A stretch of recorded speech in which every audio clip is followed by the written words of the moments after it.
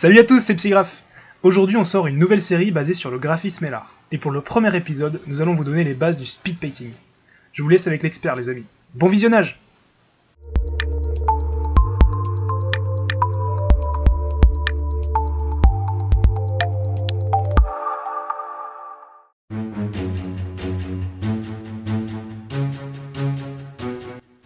Avant de commencer cette vidéo, je vous conseille d'avoir un minimum de connaissances sur le logiciel Adobe Photoshop CS6. Après, ce n'est pas un souci si vous n'avez pas ces connaissances, car vous pouvez toujours apprendre les bases de l'illustration numérique avec cette vidéo.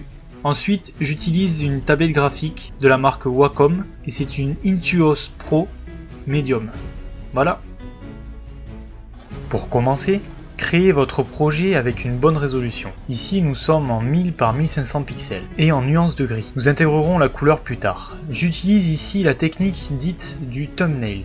Comme vous pouvez le voir, j'ai dézoomé sur mon projet pour juste avoir ce rectangle blanc. Ensuite, avec une brosse qui va créer des motifs aléatoires, vous tapotez pour créer au fur et à mesure des accidents et ainsi donner une inspiration pour le paysage que vous voulez créer. Une fois que vous êtes décidé, on va mettre en place une perspective atmosphérique.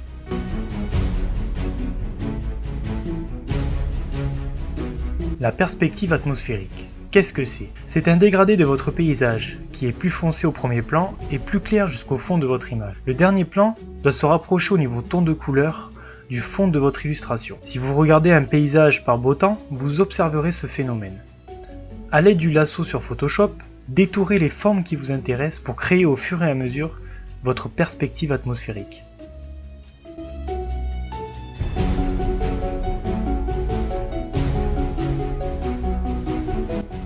Une fois que le placement de vos différents plans est finalisé, il faut mettre en place là où les sources de lumière sur votre illustration. Je vous conseille d'utiliser un ton se rapprochant le plus possible du blanc.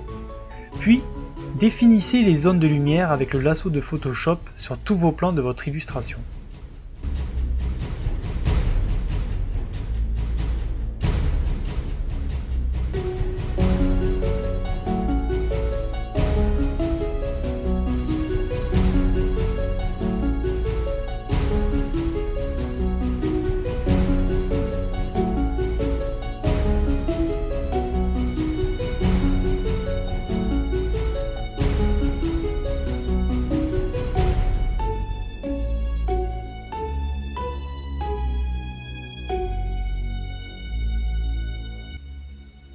Dès que vous avez mis en place vos zones de lumière, commencez par détailler votre illustration.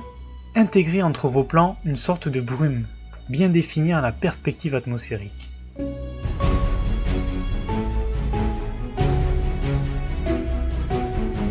De plus, vous pouvez utiliser des brosses de texture ou des photos pour détailler certaines textures de votre illustration.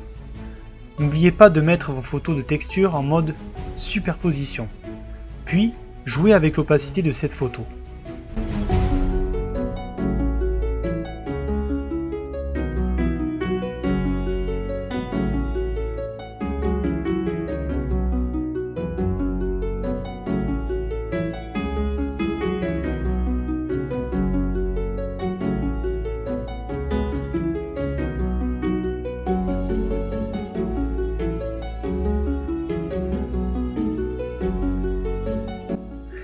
Et bien sûr, vous n'allez pas laisser votre illustration au niveau de gris. Pour la mise en place de la couleur, vous allez utiliser ce qu'on appelle les calques de réglage. Commencez par intégrer deux calques, appelés balances de couleur, pour définir le principal ton de couleur chaude et le ton de couleur froide de votre illustration.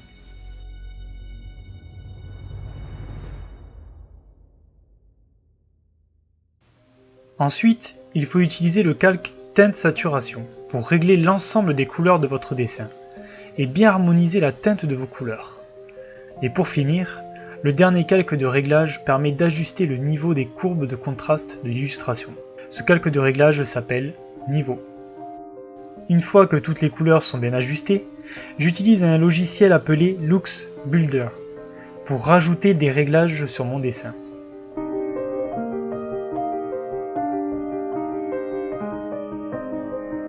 Et voilà le résultat en 1 heure de travail pour un paysage en speed painting. Avant la fin de cette vidéo, je vous conseille d'aller admirer le travail de Sparse, qui est le directeur artistique de la saga Halo. Je vous donne le lien vers son portfolio dans le descriptif de la vidéo.